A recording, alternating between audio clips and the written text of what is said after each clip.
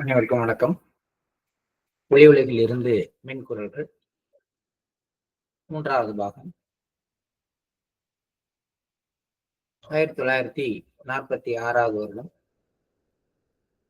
ஜனவரி மாதத்தில் பெறப்பட்ட செய்திகளை நாம படிச்சுட்டு இருக்கோம்.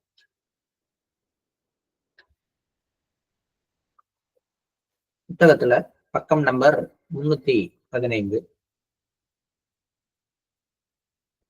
சுவாமி விவேகானந்தர் பேசுறார். உங்கள் சக்திகளையும் தெய்வீக பணிகளையும் நீங்கள் வெளிப்படுத்துவதில்லை என்று நான் கூறுவதை நீங்கள் தவறாக கருதக்கூடும். கடமையை செய்யுங்கள், முடிவை கடவுளிடம் விட்டுவிடுங்கள். உங்கள் சங்கல்ப சக்தி வீணாகிவிடும் என நீங்கள் முடிவெடுப்பது எனக்கு வியப்பை அளிக்கிறது.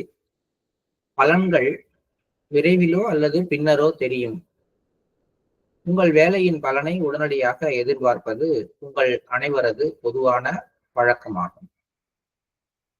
இது 1946ல விவேகானந்தர் சுவாமி விவேகானந்தர் பாபுஜி கிட்ட பேசுறப்ப சொல்றாரு.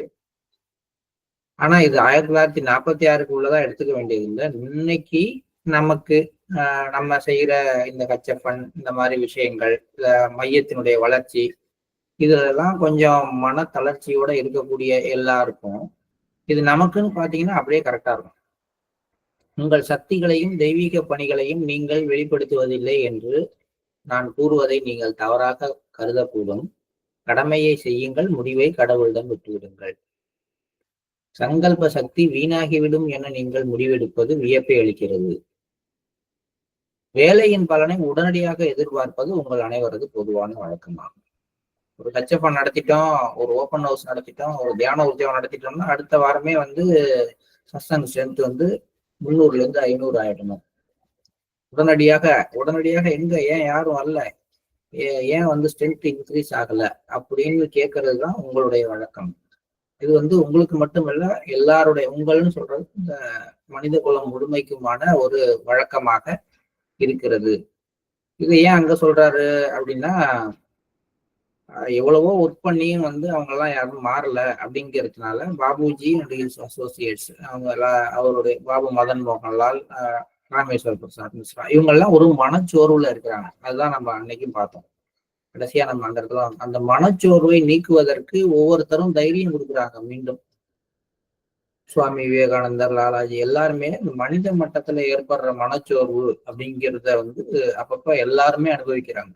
மாஸ்டர்ஸா இருந்தாலும் சரி, ரிசப்டர்ஸா இருந்தாலும் சரி, அபியாசிஸா இருந்தாலும் சரி, தியானம் பண்ணாதவங்களா இருந்தாலும் சரி, எவ்வளவு திறமையானவர்களாக இருந்தாலும் சரி, எல்லாருமே அவங்களுடைய கெப்பாசிட்டி ஹையஸ்டா இருந்தா கூட ரொம்ப கீழான நிலையில மனித மட்டத்துல மனச்சோர்வை அடைவது அப்படிங்கிறது தவிர்க்க இயலாது. அந்த மாதிரி நேரங்கள்ல அவர்களுக்கு ஊக்கம் கொடுக்கறது, அவங்களுக்கு ஆறுதலா 4 வார்த்தை பேசுறது, அவங்களுக்குள்ளார உற்சாகத்தை தூண்டி விடுறது, அவங்களுக்கு தைரியம் கொடுக்கறது, இதுதான் ரொம்ப அவசியம். இதைத்தான் நம்ம ஒவ்வொரு இடத்துலையும் செய்யணும் அப்படின்னு எதிர்பார்க்கப்படுகிறோம்.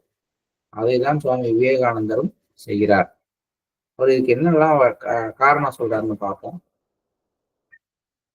ஸ்ரீ கிருஷ்ணரை விட நீங்கள் சிறந்தவர் என்று கூறிக்கொள்ள உங்களால் இயலாது. தான் செய்ய வேண்டியதை செய்ய அவர் எவ்வளவு அவகாசம் எடுத்துக்கொண்டார். ஆன்மீக சக்தியை தவிர தெய்வீக சக்தியும் அவருக்கு இருந்தது. உங்களிடம் ஆன்மீக சக்தி மட்டுமே உள்ளது. வேலையானது வேலை நிமித்தமாகவும் வேலைக்காகவும் மட்டுமே செய்யப்பட்டால் ஒருவர் ஏமாற்றம் அடைய மாட்டார். திரும்பியும் அவரு மகாபாரதத்துல கிருஷ்ணருடைய நிலைமை என்ன அப்படிங்கிறதெல்லாம் திரும்பி எடுத்துட்டு வராங்க. ஏன்னா கம்பேர் பண்ணி சொல்றாரு. அப்படி என்ன நீங்கள் கிருஷ்ணரை விட உயர்ந்தவரா? இல்ல, சொல்ல முடியாது.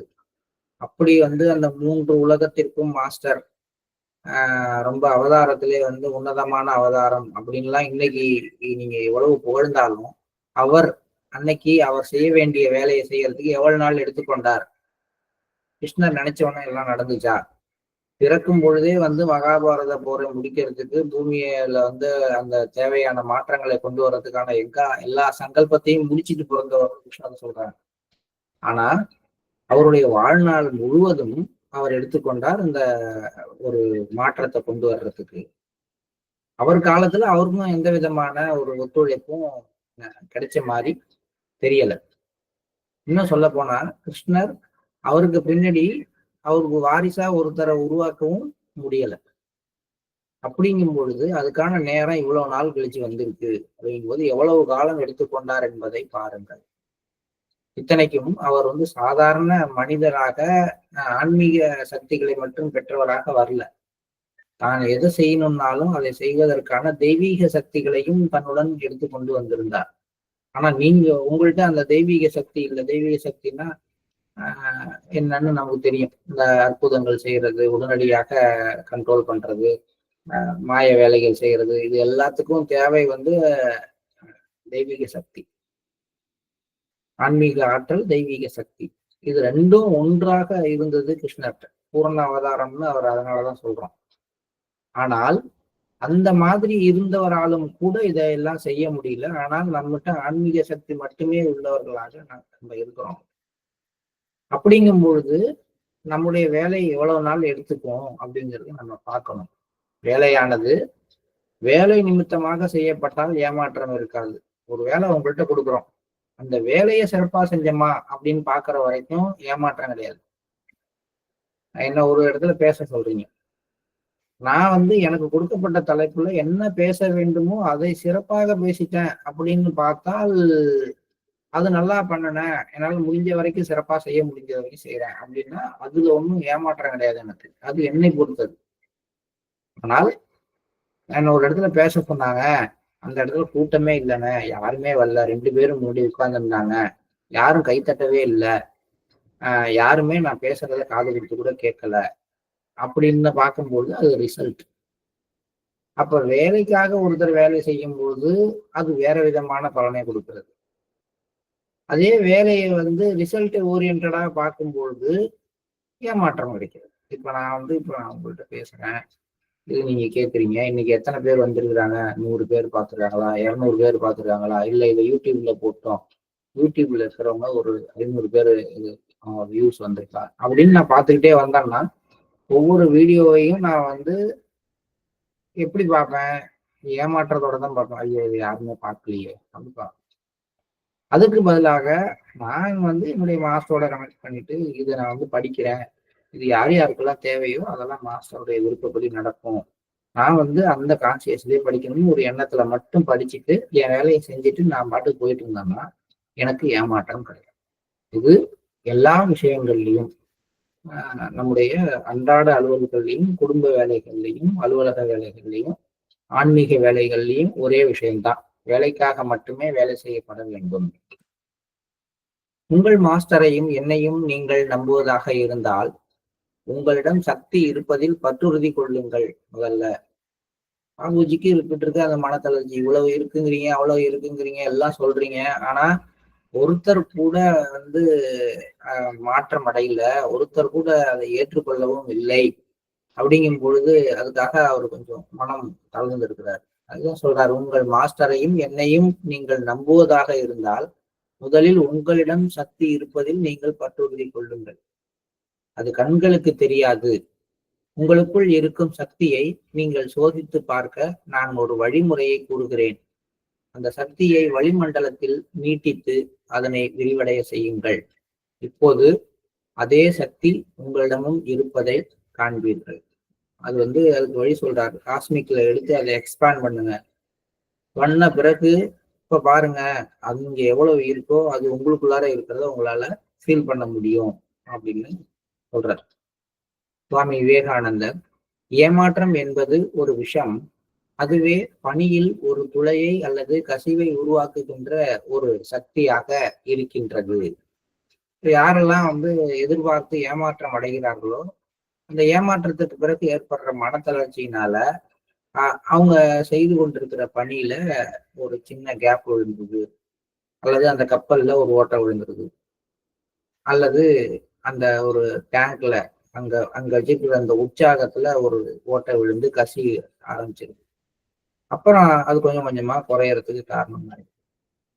அப்ப எல்லாத்துக்கும் அடிப்படையில இந்த ஏமாற்ற உணர்வு, இந்த ஏமாற்ற உணர்வுக்கு அடிப்படையில எதிர்பார்ப்பு, அந்த எதிர்பார்ப்பு வந்து வேலைக்காக மட்டுமே வேலைங்கிற உணர்வு இல்லாததுனால வர்றது அப்படிங்கிறத சொல்லிட்டு வர சுவாமி விவேகானந்தர் பாபு மதன் மோகன்லால் இடம் சென்றபோது அவரது குரு அவருக்கு பக்கபலமாக இருந்தார். எவரையாவது நிலைகுலைய செய்ய அவர் தனது சங்கல்ப சக்தியை பயன்படுத்தி இருந்தால் ஏராளமான பேரழிவை அவர் உருவாக்கி இருப்பார். ஒருவர் தனிச்சிறப்பான கடமையை ஆற்றும் போது அவர் ஒரு மகத்தான சக்தியால் சூழப்பட்டிருப்பதாக எப்போதும் எண்ணுங்கள். உங்களது தென்னிந்திய சுற்றுப்பயணம் உங்கள் நினைவில் உள்ளதா? பாபு மதன் மோகன்லாலோட டூர்ல அவர் சந்தித்த என்கின்ற ஒரு நபரை பத்தி சொல்றார். ஒருவேளை அந்த நேரத்துல அவர் கோபப்பட்டு தன்னுடைய சங்கல்ப சக்தி உபயோகித்திருந்தால் அந்த இடத்துல வந்து ஒரு பெரிய அழிவு ஏற்பட்டிருக்கலாம். அதனால வந்து அவர் அது செய்யல, அது நல்ல விஷயம்தான். ஒருவர் தனிச்சிறப்பான கடமையை ஆற்றும் பொழுது, இது வந்து நம்ம எல்லாருக்கும் நம்மகிட்ட ஏதோ ஒரு பொறுப்பு கொடுக்குறாங்க. இப்போ ஒரு வில்லேஜ் கனெக்ட் தான் இப்ப நம்மளுடைய இப்போ வந்து ஒரு கிராமத்துக்கு போய் வேலை செய்யுங்க அப்படிங்கிறாங்க. அப்ப பாபுஜி போன மாதிரி ஒவ்வொரு கிராமத்துக்கும் நான் போயிட்டு வர்றேன் அப்படின்னு எடுத்துக்கிறேன் அப்படின்னா, அப்படி நீங்கள் போகும் பொழுதும் அங்க இருக்கிறவங்களோட பேசும் பொழுதும் இல்ல பேசல, சும்மா போய் அந்த கிராமத்தை முழுக்க ஒரு சுத்திட்டு வந்துட்டேன் அப்படின்னா கூட அதை ஒரு கடமையாக எடுத்துக்கொண்டு அதை செய்யும் பொழுது ஒரு மகத்தான சக்தியால் நீங்கள் சூழப்பட்டிருப்பதாக எண்ணுங்கள். கிளம்பும் பொழுதுலேருந்து ஆரம்பிச்சு அந்த கிராமத்துக்கு போயிட்டு வர்ற வரைக்கும் மாஸ்டரால் சூழப்பட்டிருக்கிறான் நானு. அவருடைய ஒரு அந்த ஒரு ஆகர்ஷணம், அவருடைய ஒரு ஈர்ப்பு அங்க இருக்கிற இதயங்களுக்குள்ளார மாற்றத்தை ஏற்படுத்துது. நான் அங்க போயிட்டு திரும்பி வர்ற வரைக்கும் எல்லா இடங்கள்லயும் அந்த மாஸ்டருடைய ஒரு அவருடைய ஒரு எண்ணம், அவருடைய ஒரு ஒளி அங்க இருக்கிற எல்லா இதயங்களையும் தீண்டுது. இப்படிலாம் வந்து ஒரு உணர்வோட நீங்க போயிட்டு வாங்க. அப்ப அதுவே ஒரு பெரிய வேலையை செய்து முடிக்கும். இதெல்லாம் அங்க வந்து அவர் சொல்றார்.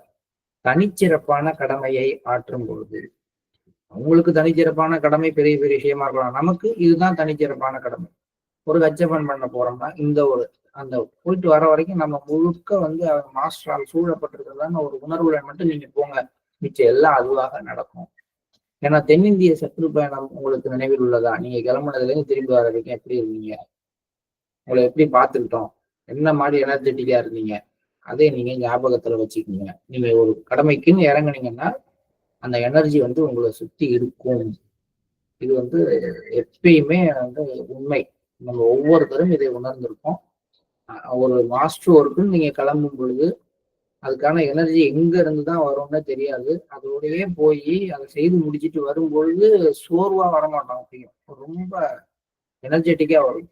நீங்க மற்ற வேலைக்கும் இந்த வேலைக்கும் பாருங்களேன். நீங்க அலுவலகத்துல ஒரு விழா கொண்டாடுறாங்க. நீங்க அந்த விழாவுக்காக போயிட்டு திரும்பி வரீங்கன்னா, போய் வேலை செய்றீங்க அப்படின்னா, ஆரம்பத்துல வந்து உற்சாகமா இருக்கலாம். ஆனா அந்த விழா முடியிறப்ப ஒரே டயர்டாயிரும். ஆனா நம்ம மாஸ்டருக்கான ஒரு வேலைக்கு போகும்போது ஒரு லட்சபான் போறீங்கன்னா ஆரம்பத்துல வேணா கொஞ்சம் ஸ்லோவா இருக்கும். ஆனா போயிட்டு அந்த விஷயத்த முடிச்சுட்டு வரும்போது அப்படி ஒரு எனர்ஜெட்டிக்கா, அப்படி ஒரு உள்ளுக்குள்ளார ஜிலுன்னு சந்தோஷமா இருக்கிறத பார்ப்போம். எவ்வளவு வித்தியாசம் இருக்கு. காரணம், அப்படி ஒரு வேலையை நம்ம ஆரம்பிக்கும் பொழுதே அவரால் சூழப்பட்டு விடுகிறோம். அது நமக்கு தெரியறது இல்லை. அதை மட்டும்தான் அவர் சொல்றாரு. இது நடக்குது, ஆனால் நீங்கள் அதை நினைத்து பாருங்கள். இது நடக்குதுன்னு நினைத்து பாருங்கள் அப்படிங்கிறத கொடுக்குறார்.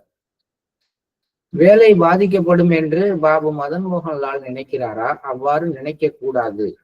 மின் உற்பத்தி நிலையத்தில் உள்ள சிறிய மின் சக்கரத்தை போல ஆற்றல் இப்போது சிறிய குழாய் வழியாக வெளிவருகிறது. அது ஆரம்ப கட்டத்தில் தான் உள்ளது. காலப்போக்கில் இது வளரட்டும். அதன் விளைவு மக்களின் கண்களுக்கு தெளிவாக தெரியும் விதத்தில் முழு வடிவம் பெறும். அவர் என்ன சொல்றாரு? அந்த டைனமோவை இயக்கிறதுக்கு ஒரு சின்ன பைப் வழியா தண்ணி விடுவாங்க. மேலே இருந்து வர தண்ணிய. அதுதான் வந்து அந்த டர்பைனை சுத்தம் வைக்கும். அதை வந்து ஒரு எடுத்துக்காட்டா சொல்றாங்க. மின் உற்பத்தி நிலையத்தில் உள்ள சிறிய மின் சக்கரத்தை போல. டர்பைனா அவங்க அப்படி தமிழ் படுத்துறாங்க, மின் சக்கரம் அப்படின்னு. டைனமோவை இயக்கிறதுக்கான அந்த ஒரு குழல் இருக்கின்ற சக்கரம் அது. அந்த சக்கரத்துக்கு தண்ணி கொடுக்கறதுக்கான சிறிய குழாயில எவ்வளவு போசா தண்ணி வருதோ அது மாதிரி உங்கள்கிட்ட வந்து ஒரு குறிப்பிட்ட அளவுல அந்த தெய்வீகமானது பாய ஆரம்பிச்சிருக்கு. இது ஆரம்ப கட்டம். பின்னாடி இது மிக பெருசாக வளர்ந்து எல்லாருக்குள்ளாரையும் அருவி போல பாய ஆரம்பிக்கும் பொழுது அப்பதான் உங்களுக்கு அதனுடைய வடிவம் கண்களுக்கு தெரியும். ஸ்ரீ கிருஷ்ணர் தனது வாழ்நாளுக்கு பிறகுதான் வெற்றி பெற்றார். அவர் வாழ்ந்த போது ஒரு சில நண்பர்களை தவிர அனைவருமே அவருக்கு எதிரிகளாகத்தான் இருந்தனர். பிறந்ததுல இருந்து சொந்தக்காரன் எதிரி, ஆமா தாய் மாமன் எதிரி, அதுக்கப்புறம் வந்தா பஞ்சபாண்டவர்கள் எல்லாம் எதிரி, சாரி பஞ்சபாண்டவர்கள்னு சொல்றேன், கௌரவர்கள் எல்லாம் எதிரி. இப்படி அவருடைய காலகட்டத்துல பாத்தீங்கன்னா அவர் வளர்ற காலகட்டம் ஃபுல்லா பல்வேறு அரக்கர்களை எதிர்த்து ஒவ்வொரு எதிரியா அப்படிதான் இது பண்ணிட்டு வந்தார ஒழிய, ஒரு அவதாரம் தானே, வந்த உடனே எல்லாரும் புரிஞ்சுக்கிட்டு அவரை கொண்டாடி அவர் தான் எல்லாம்னு சொல்லி அவர் சொல்றதெல்லாம் கேட்டு அவர் சொன்னபடி நடந்திருந்தா எல்லாரும் மாறி இருக்கலாமே. அப்படிலாம் ஒண்ணும் நடக்கலையே. அப்ப அதுதானே உங்களுக்கும் நடக்குது. உங்களை யாரும் ஏற்றுக்கொள்ளவில்லை, கிருஷ்ணரையும் யாரும் ஏற்றுக்கொள்ளவில்லை. அவருக்கு வெற்றி வாழ்நாளுக்கு பிறகுதான் கிடைத்தது. இது நமக்கு ஒரு பாடம் அப்படின்னு சொல்றார். ஸ்ரீ கிருஷ்ணர் காத்திருந்த போது அவரை நோக்கி தகாத வார்த்தைகளை அள்ளி வீசிய சிசுபாலன் குறித்து பாபு மதன் மோகன்லால் குறிப்பிட்டு கூறிய எடுத்துக்காட்டு உங்கள் வாழ்க்கையின் தற்போதைய காலகட்டத்திற்கு மிகவும் பொருந்துகிறது. இதற்காகவே நமது பிரபு 13 ஆண்டுகள் காத்திருந்தார். நீங்கள் பிறந்தபோது அவர்களது சக்திகள் முற்றிலுமாக அழிந்து விட்டன. பாபுஜியை எல்லாரும் அந்த ஏசுறதுக்கு அந்த கிருஷ்ணர் சிசுபாலன் கதையை எடுத்துக்காட்டா சொல்றாரு பாபு மதன் மோகன்லால். அதையே இவரும் விவேகானந்தரும் ஆதரிக்கிறார். அவர் சொல்ற முக்கியமான விஷயம், இந்த மலர்ச்சி ஏற்படுறதுக்கு அதுக்கான சூழ்நிலையை உருவாக்குறதுக்காகவே நமது பிரபு லாலாஜி மகராஜ் 13 வருஷம் வெயிட் பண்ணி உங்களை தன்னுடைய வாரிசாக அறிவித்திருக்கிறார். நீங்கள் பிறந்த போது அவர்களது சக்திகள் முற்றிலுமாக அழிந்து விட்டன. நீங்க அழிக்கிறதுக்கு ஒண்ணும் கிடையாது. எப்படி ஸ்ரீ கிருஷ்ணர் பிறந்த போதே மகாபாரத போரை முடிச்சு நிறைவு பண்ணிட்டு பிறந்தாரு, அது மாதிரி நீங்கள் பிறந்த போது அப்படின்னா பிறந்த போதுன்னா இந்த பிசிக்கல் வேர்ல்டுல பிறந்தது கிடையாது. அவர் ஆன்மீக வாரிசாக பிறந்த நாள் அந்த 1944 ஏப்ரல் மாதத்துல அவர் ஆன்மீக வாரிசாக பிறந்த பொழுது, லாலாஜி நியமித்த பொழுது அதற்கு யாரெல்லாம் எதிரிகளாக இருப்பாங்களோ, யாரெல்லாம் அதை ஏத்துக்க மாட்டாங்களோ அவர்களுடைய சக்திகள் எல்லாம் அழிந்து விட்டன. அதான் கீழே சொல்றாரு. கையெழுத்து பிரதியில் பாபு மதன் மோகன்லால் எழுதிய குறிப்பு. இங்கு பிறந்த போது என்றால் 1944 ஏப்ரல் மாத இறுதியில் அல்லது மே மாத துவக்கத்தில் குருஜி மகராஜ் லாலாஜி சாஹேபின் ஆன்மீக பிரதிநிதியாக ஷாஜகான்பூர் ஸ்ரீ ராமச்சந்திரா வெளிப்படுத்தப்பட்ட போது என்று பொருள் கொள்ள வேண்டும். சுவாமி விவேகானந்தர் இன்னும் தொடர்றார். மாபெரும் பொறுப்பு, சிறந்த குரு மற்றும் வழிகாட்டி இவற்றையெல்லாம் பெற்றிருந்தும் நீங்கள் அனைவரும் உற்சாகத்தை இழப்பது மிக விசித்திரமான விஷயம். என் வாழ்நாளில் நான் எப்போதும் சிங்கம் போல வாழ்ந்தேன். எனக்கு மனைவியும் குழந்தைகளும் இல்லாததால் வீட்டு பொறுப்பு இல்லை என்பதே அதற்கு காரணம். இல்லறத்தினர் என்ற வகையில் குடும்பத்திற்காக நீங்கள் செய்ய வேண்டிய வேலைகள் உள்ளன. அவற்றையும் செய்து கொண்டே ஆன்மீகத்திற்கான அர்ப்பணிப்புடன் முன்னேறினால் நீங்கள் என்னை விட அதிக புகழை பெறுவீர்கள். கம்பேர் பண்றார். என்னை விட உங்களுக்கு என்ன 2 பாயிண்ட் முக்கியமானது சொல்றார். ஒரு பெரிய பொறுப்பு, சிறந்த குருநாதர் மற்றும் எங்களை போன்ற வழிகாட்டிகள், இத்தனையும் இருந்தும் நீங்க எல்லாம் உற்சாகம் இல்லாம இருக்கிறீங்க. இந்த உலகத்தையே மாற்றி அமைக்கிற இந்த யூனிவர்ஸ்லயே பெரிய மாற்றங்களை கொண்டு வரக்கூடிய மாபெரும் பொறுப்பு உங்களுக்கு வழங்கப்பட்டிருக்கு. அதுக்கே பெரிய உற்சாகம் இருக்கணும் உங்களுக்கு. அடுத்தது, யாருக்குமே கிடைக்காத ஒரு அற்புதமான ஒரு குரு லாலாஜி மகராஜ் உங்களுக்கு கிடைக்கிறார். அது மட்டும் இல்ல, எங்களை போன்ற வழிகாட்டிகளும் இருக்கிறாங்க. இவ்வளவும் இருந்தும் நீங்கள் உங்கள் பணியை உற்சாகத்துடன் இல்லாமல் இருப்பது, உற்சாகத்தை இழப்பது கொஞ்சம் விசித்திரமா தான் இருக்கு. என்ன எடுத்துக்கிட்டீங்கன்னா, என்னுடைய வாழ்நாள்ல நான் ஒரு சிங்கம் போல வாழ்ந்தேன், எதுக்கும் கவலைப்படல. இத்தனைக்கும் உங்களை மாதிரி எங்களுக்கு சப்போர்ட் பண்றதுக்கு அப்ப யாரும் கிடையாது. என்னுடைய குருநாதர் அவர் ஒரு பக்கம் இருந்தார். ஆனால் நான் காடு மலை மேடுகள்லாம் தெரிஞ்சேன் இல்லையா. விவேகானந்தர் அப்படித்தானே இருந்தார் வாழ்க்கையில ஆதி காலகட்டங்கள். அப்பெல்லாம் அந்த உற்சாகம் எங்க இருந்து அவருக்கு கிடைச்சது? எந்த மாதிரி கஷ்டப்படுத்தப்பட்டார்? எப்படி எல்லாம் அவர் ஒதுக்கி வைக்கப்பட்டார்? அவருக்கான எந்த ஒரு அங்கீகாரமும் இந்தியாவில் கிடைக்காம இருந்தது. அப்போதெல்லாம் அவருக்கு அந்த உற்சாகம் கிடைச்சதுக்கு காரணம் சொல்றாரு, எனக்கு மனைவியும் இல்லை, வீட்டு பொறுப்பும் இல்லைங்கிறதுனால நான் அப்படிதான் இருந்துட்டேன். ஆனா உங்களுக்கு குடும்ப வாழ்க்கைன்னு ஒண்ணு இருக்கு. அது ஒரு காரணமா இருக்கலாம். ஆனால் அதையும் செய்து கொண்டே ஆன்மீகத்துல நீங்க முன்னேறினால் என்னை விட நீங்கள் அதிக புகழை பெறுவீர்கள். ராமபிரானின் உதாரணம் இருக்கிறது. கிருஷ்ணரை விட்டு ராமருக்கு வராரு. ராமரும் அப்படித்தான் இருந்தார். அவர் தனது வாழ்நாள் முழுவதும் எதிரிகளால் சூழப்பட்டிருந்தார். அயோத்தி மன்னராக இருந்த அவர் தனது கடைசி நாட்களில் தன்னுடைய மனைவியை நினைத்து அவ்வப்போது அழுகின்ற நிலைமையில இருந்தார். அவர் மிக உயர்ந்த ராஜபுதன குலத்தில் பிறந்தவர். அவருடைய மூதாதையர்களுக்கு எப்போதுமே மிக உயர்ந்த நிலையும் மரியாதையும் அளிக்கப்பட்டது. ரகு வம்சம்னாலே அது ஒரு மிகப்பெரிய ஒரு இது. அப்படிப்பட்ட ஒரு உன்னதமான பரம்பரையில ராஜ வம்சத்துல பிறந்த ராமருடைய நிலைமையே அப்படிதான் இருந்தது. அவரை தங்கள் தலைவராக ஏற்று வழிபட பொதுமக்களின் பார்வையில் அது மட்டுமே இருந்தது. அப்ப மக்கள்லாம் எதை பார்த்தாங்கன்னா அவரு ராஜா ராஜா தான் பார்த்தாங்களே ஒழிய, ரகுகுல திலகமா தான் பார்த்தாங்களே ஒழிய, அவருடைய அந்த உன்னதமான தன்மையை பார்த்து வழிபட மக்கள் கிடையாது. அததான் அவர் சொல்றாரு. ராமபிரானுடைய உதாரணமும் இப்படிதான் இருக்குது. அவர் வாழ்நாள் முழுவதும் அவரும் எதிரிகளால் தான் சூழப்பட்டிருந்தார். அவர் மன்னர் குலத்துல பிறந்தார். அவர் வம்சத்தை வச்சு, அவருடைய ராஜ வாழ்க்கையை வச்சு, தசரதனுடைய புத்திரன்கிறத வச்சு மக்கள் அவரை வந்து வழிபட்டாங்களே ஒழிய, ராமருடைய உன்னதமான குணங்களை எண்ணி வழிபட அப்ப மக்கள் இல்லை. அவங்க பார்வையில அதெல்லாம் படவில்லை. நிச்சயமாக அவரது வாழ்க்கை தந்தை, சகோதரர்கள், உறவினர்கள், குடிமக்கள் மற்றும் எதிரிகளுக்கான அவரது கடமைகளின் கதையாகத்தான் இருந்தது. வேற என்ன இருந்துச்சு அங்க? அது மட்டும்தான் இருந்துச்சு. வாழ்க்கை முழுக்க என்ன, ராமர் வந்து என்ன சந்தோஷத்தோட இருந்தாரு? இன்னும் இல்லை. அவர் வாழ்க்கை முழுக்க அவர் ஒரு சிறந்த கடமையாளராக இருந்தார். தன் தந்தைக்கு செய்ய வேண்டிய கடமைகளை சரியாக செய்தார். தன்னுடைய சகோதரர்களுக்கு செய்ய வேண்டிய கடமைகளை சரியாக செய்தார். எல்லாருக்கும் என்னென்ன செய்யணுமோ அதை வந்து தர்மத்தின்படி நின்று செய்கிற ஒரு மனிதராக மட்டும்தான் இருந்தார்.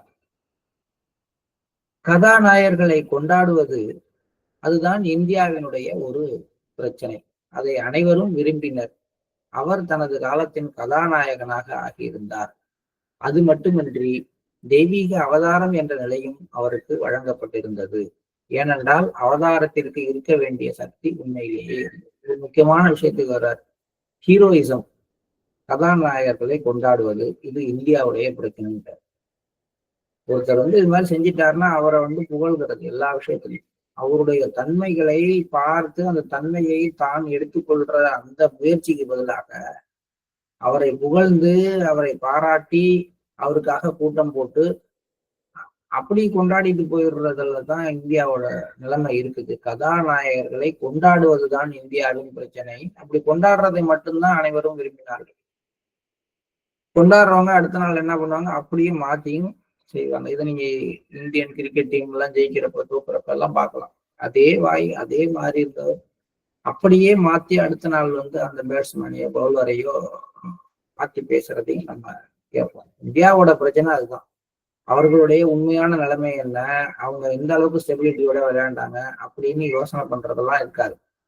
அடிச்சுட்டா ஓஹோ ஓஹோ, அடிக்கலையா ஒண்ணுமே இல்லை, வேஸ்ட், இவரெல்லாம் டீம் அவுட் எடுத்துடணும் அப்படின்னு பேசுறத நம்ம பார்த்துக்கிட்டே தான் இருக்கோம் ஒவ்வொரு நாளும். இது இந்தியாவினுடைய நிலைமை. இத்தனைக்கும் ராமர் தெய்வீக அவதாரமாக இருந்து அவருக்கு அவதாரத்துக்குரிய சக்திகளும் கூட வழங்கப்பட்டிருந்தன. ஆனால் அதை வாழ்நாளில் அவர் பயன்படுத்தவே இல்லை. இப்போது நான் விஷயத்திற்கு வருகிறேன். அவரது வாழ்நாளிலும் அதற்கு பின்னரும் அவருக்கு அதிக மரியாதை தரப்பட்டது என்பதில் ஐயமில்லை. ஆனால் இந்த உலகை நீத்து நீண்ட காலத்துக்கு பிறகுதான் அவதாரத்திற்குரிய இடத்தை அவர் பெற்றார். மரியாதை வேற, அங்கீகாரம் வேற. ரெண்டுக்கும் நிறைய வித்தியாசம் இருக்கு. நம்மளே நிறைய பார்க்கலாம். வீட்டுல ஒருத்தருக்கு மரியாதை கொடுக்கறது இருக்கலாம். அது என்னன்னா, வந்தா எந்திரிச்சு நிக்கிறது, அவர் உட்கார்ந்து இருக்கும் போது நம்ம பக்கத்துல உட்கார இல்லை, அப்படிலாம் இதெல்லாம் மரியாதைன்னு வச்சுக்கிறாங்க. ஆனா அவர் என்ன சொல்றாரோ அதை கேட்கறது கிடையாது. அவர் சொல்றத வந்து உள்வாங்கி அவர் என்ன நினைக்கிறாரோ அதை செய்யறது, அவர் எதை விரும்பலையோ அதை செய்யாம இருக்கிறது தான் மரியாதை. அந்த மாதிரி அந்த மாதிரியான மரியாதையே நம்மகிட்ட கிடையாது எங்கேயுமே. அதை பொறுத்த வரைக்கும் மரியாதை அப்படின்னா வணக்கம் வைக்கிறது, அவருக்கு முன்னாடி நின்றுக்கிறது, அப்படிதான். இப்ப மாஸ்டர் இருக்கிறாருன்னா மாஸ்டருக்கு பார்த்தோம்னா காலம்பரம் ஒரு குட் மார்னிங் போட்டுருணும். அவர் வந்தா வந்து அவருக்கு முன்னாடியே நிற்கணும், கையை கட்டிட்டு, இதெல்லாம் நமக்கு செய்ய தெரியும். ஆனா மாஸ்டரை பார்க்கறதுக்கு முன்னாடி என்னுடைய காலம்பர பயிற்சியை நான் செஞ்சுட்டு தான் பார்க்கணும், இல்லைன்னா மாஸ்டர் வந்து வருத்தப்படுவாரு. அவர் கொடுக்குற மரியாதை என்னன்னா, அவர் சொல்ற அந்த பயிற்சி முறையை நான் சரியா செஞ்சுட்டு அவர் முகத்துல முடிக்கணும், அப்படிங்கிறது தான் உண்மையான மரியாதை. ஆனால் அவர் காலகட்டத்துல அவருக்கு வாழ்நாளில் மரியாதை தரப்பட்டது. ஆனால் அவதாரம் அப்படிங்கிற அவருடைய குணத்தை புரிந்து கொள்வதற்கு மக்கள் அவர் வாழ்நாளில் உலகத்தை நீத்து நீண்ட காலத்துக்கு பிறகுதான் அந்த இடத்தை மக்களிடத்தில் அவர் பெற்றார். ஒரு புதிய விஷயம் உருவாகும் போது அதை நிறைவேற்ற கால அவகாசம் தேவைப்படும் என்பதை வலியுறுத்தவே நான் இந்த அளவிற்கு எடுத்துரைக்கிறேன். இதுக்காக சொல்றேன். கிருஷ்ணரோட கதையை பாருங்க, ராமருடைய கதையை பாருங்க, எல்லாத்துலயுமே அவர்கள் காலத்துல இதெல்லாம் நடக்கல. ஒரு புதிய விஷயம் உருவாகும் பொழுது அதுக்கான சூழல் உருவாகி மக்கள் மனசுல அது போய் இடம்பெற்று அனைத்து மக்களும் அதை புரிந்து கொள்வதற்கான கால அவகாசம் தேவைப்படும். அதை வலியுறுத்துவதற்காகத்தான் நான் இதை எடுத்துரைக்கிறேன். அதனால நீங்க யாரும் கவலைப்பட வேணாம். நீங்க செய்ய போறது மிக மகத்தான பணி, மாபெரும் பணி. அது மிகப்பெரிய மாற்றத்தை ஏற்படுத்தும். அது ஏற்படுத்துறதுனாலதான் இன்னைக்கு நம்ம எங்கேயோ ஒரு மூலையில இந்தியாவுல உட்காந்துட்டு ஒரு 200 பேர் 100 வருஷத்துக்கு முன்னாடி அவங்க பேசினத 1946 கிட்டத்தட்ட 75 வருஷம் முன்னாடி பேசின விஷயங்களை இன்னைக்கு நம்ம பேசிட்டு இருக்கோம். எவ்வளவோ பேர் எங்கெங்கயோ இதெல்லாம் படிச்சுக்கிட்டு இருக்கிறாங்க. இது சம்பந்தமாக வேலை செய்து கொண்டிருக்கிறாங்க. இந்த எழுத்துக்களால தூண்டப்பட்டிருக்கிறாங்க. ஒரு மிகப்பெரிய உற்சாகமான மனநிலைக்கு வந்துகிட்டு இருக்கிறாங்க. ஆனா இதுக்கு எவ்வளவு காலம் எடுத்துக்கும் அப்படிங்கிறத அவங்க சொல்றாங்க. இந்த 100 வருட காலம்ங்கிறது ரொம்ப சின்னது. இன்னும் 1000 வருட காலம் ஆகும் பொழுது இதனுடைய தாக்கம் மிகப்பெரிய அளவுல இருக்கும். விரைந்து செல்வதற்கான சக்தி வேகமாக உட்புகுவதற்கான சுழற்சியை உருவாக்கினால்தான் அந்த உந்துதல் நிகழும். அந்த சுழற்சியை நீங்கள் உருவாக்கி உள்ளீர்களா? எங்களிடம் சக்தி இல்லை என்று புகார் செய்வதை தவிர நீங்கள் அதை செய்வதில்லை. ஒரு ஒரு சுழற்சி அப்படிங்கிறது தான் ஒரு வேகமா ஒரு விஷயம் நடக்கிறதுக்கான ஒரு எங்கேயுமே பார்க்கலாம். ஒரு ஆணியை வந்து சுத்தியில வச்சு அடிச்சா அது இறங்குறதுக்கும், அல்லது அந்த இடத்த ஒரு ட்ரில்லிங் மிஷின் வச்சு வேகமா சுத்தும் பொழுது இறங்குறதுக்கும் ஒரு வித்தியாசம் இருக்கு. எப்பயுமே சுழற்சிங்கிறது வந்து ஒரு விஷயம் நடக்கிறதுக்கு நல்ல ஒரு வலுவை கொடுக்குது, நேரடியாக இயங்குறது. இது வந்து உலக வாழ்க்கையில பிசிக்ஸ்ல இதை வந்து நம்ம சொல்லுவோம். எப்பயுமே ஒரு சுழற்சி இருந்ததுன்னா அது வழியா போற சக்தி வந்து வேகமாக இயங்க. அதுக்கு பதிலாக நேரடியாக அப்படி செலுத்தணும்னா அந்த சக்தி வந்து அதுக்கான எதிர்கள் தடைகள் வழியா அது சுத்தி. அதனாலதான் பாத்தீங்கன்னா இப்ப ஒரு அணுவை எடுத்தா கூட அதுல எலக்ட்ரான்கள் என்ன பண்ணுது, வட்ட பாதையில இயங்கிக்கிட்டே இருக்கு. ஏன் இப்படி சென்டர்ல இருந்து இப்படி போலாம் இல்லையா? அப்படி கிடையாது. அதனுடைய இயக்கம் வந்து வட்டப்பாதையில இருக்கு. எல்லாத்துக்கும் பின்னாடி ஒரு சக்தி வேகமாக உள்ள போகணும், இன்செர்ட் பண்ணப்படணும்னா அங்க ஒரு சுழற்சி உருவாகணும். இது வந்து ஒரு ரகசியம். இந்த ரகசியத்தை பத்தி ஒரு டெக்னிக்கெல்லாம் வந்து பின்னாடி நம்ம இதுலயே சொல்லுவாங்க. அது நம்ம படிக்கிற காலத்துல படிப்போம். இப்ப அந்த வார்த்தையை மட்டும் ஞாபகம் வச்சுக்குவோம். விரைந்து செல்வதற்கான சக்தி உட்புகுவதற்கான சுழற்சியை உருவாக்கினால்தான் அந்த உந்துதல் நிகழும். அந்த சுழற்சியை நீங்கள் உருவாக்கி உள்ளீர்களா? எங்களிடம் சக்தி இல்லை என்று புகார் செய்வதை தவிர நீங்கள் அதை செய்வதில்லை என நான் நினைக்கிறேன். இது சரியான வழிதானா? இல்லை. இன்னும் சொல்வதெனில், உங்களது மூளையில் கசிவு இருக்கும் போது உங்களால் எப்படி ஒரு சுழற்சியை உருவாக்க முடியும்? அப்படின்னா மூளையில கசியுதுன்னா ரத்தம் கசியுது, அப்படி இருக்க கூடாது. உங்களுடைய எண்ணத்துல வந்து ஒரு ஸ்டெபிலிட்டி கிடையாது. நீங்களே கொஞ்சம் அப்படி இப்படி இருக்கிறீங்க. இது நடக்குமா நடக்காதோ, நம்ம சொல்லி அவங்க கேட்கலன்னா என்ன பண்றது, இவங்கெல்லாம் என்னைக்கு மாற மாட்டாங்களோ அப்படின்னுலாம் ஒரு எண்ணம் இருக்கும் பொழுது, ஒரு டைலூஷன் இருக்கும் பொழுது உங்களால அந்த மிகப்பெரிய சுழற்சியை, மாற்றத்துக்கான சக்தி கீழே இறங்குறதுக்கான சுழற்சியை சுத்தி விடுறத செய்ய முடியாது. இந்த விஷயங்கள் எனக்கும் அனைவருக்கும் மிகவும் கோபம் ஊட்டுகின்றன. டெரர் ஆகிறாரு. எப்படியா இருக்கிறது அப்படின்னு சொல்லி இவ்வளவு சக்திகளை கொடுத்துருக்குறோம், அதை வைத்துக்கொண்டு பணியாற்றாமல் பயந்துக்கிட்டு இப்படி இருக்கீங்களே, நீங்க வந்து தைரியமா இருந்து வேலையை செய்யணுங்க அப்படின்னு சொல்லி விவேகானந்தர் அடுத்த மோடுக்கு போறார். கோபமான மோடுல அதை பத்தி பேசுறாரு. உங்கள் சக்தியை பயன்படுத்துங்கள். இதை உங்கள் அனைவருக்கும் சொல்கிறேன். பாபுஜிக்கு மட்டும் இல்ல, பாபுஜியோட அசோசியேட்ஸ் எல்லாருக்கும் சொல்றேன். சக்தி என்பது ஒருவரது கையில் கொடுக்கப்படும் கல் அல்லது வாள் அல்ல. இது மறைந்திருக்கிறது, கண்ணுக்கு நேரா தெரியாதுங்க. அவ்வாறே செயல்படுகிறது. இந்த விஷயங்களை நினைவில் கொள்ளுங்கள். நேரத்தை வீணாக்காதீர்கள். சத்சங்கத்தினர் பலரும் எதை பற்றியாவது புகார் கூறிக்கொண்டே இருப்பதை நான் பார்த்துள்ளேன். உண்மையில் அவர்களுக்கு தங்களது மாஸ்டர்களின் மீது நம்பிக்கை இருப்பதில்லை. அவர்களது மாஸ்டர்கள் எதுவும் செய்ய இயலாதவர்களாக இருப்பதையும் இது காட்டுகிறது சொல்றார். அவர் கோபப்பட்டு பேச ஆரம்பிச்சாருன்னா நம்மளுடைய விஷயங்கள் எல்லாத்தையும் எடுத்து வைப்பார் விவேகானந்தர். ஏற்கனவே பல நேரங்கள்ல என்ன நீங்க சோர்வா எப்பயும் எதையோ பறி கொடுத்த மாதிரி முகத்தோட இருக்கீங்களே, அப்படி என்ன இருக்கு உங்க மிஷன்ல இருக்கிற எல்லாரையும் பார்க்கும்போது எனக்கு வருத்தமா இருக்கலாம் பேசுங்க. லாலாஜியும் அதை வந்து எடுத்துக்கிட்டு இருக்கோம். அதே மாதிரி இப்ப இன்னொரு விஷயத்துக்கு போறார். சத்சங்கத்துல இருக்கிறவங்க மாஸ்டர்கள் மீது நம்பிக்கை இல்லாமல் இருக்கிறார்கள். மாஸ்டரால எதுவும் செய்ய முடியாது அப்படிங்கிற ஒரு எண்ணத்தோட இருக்கிறாங்க. அவங்களாலையும் எதுவும் செய்ய இயலாத நிலையில் தான் இருக்கிறாங்க. ஏன்னா அவங்க அன்பு அப்படி இருக்கு அப்படின்றத பத்தி பேசுறாரு. இதை நம்ம தொடர்ந்து நாளைக்கு படிப்போம். இப்ப நம்ம காலை நேர தியானத்திற்கு செல்வோம்.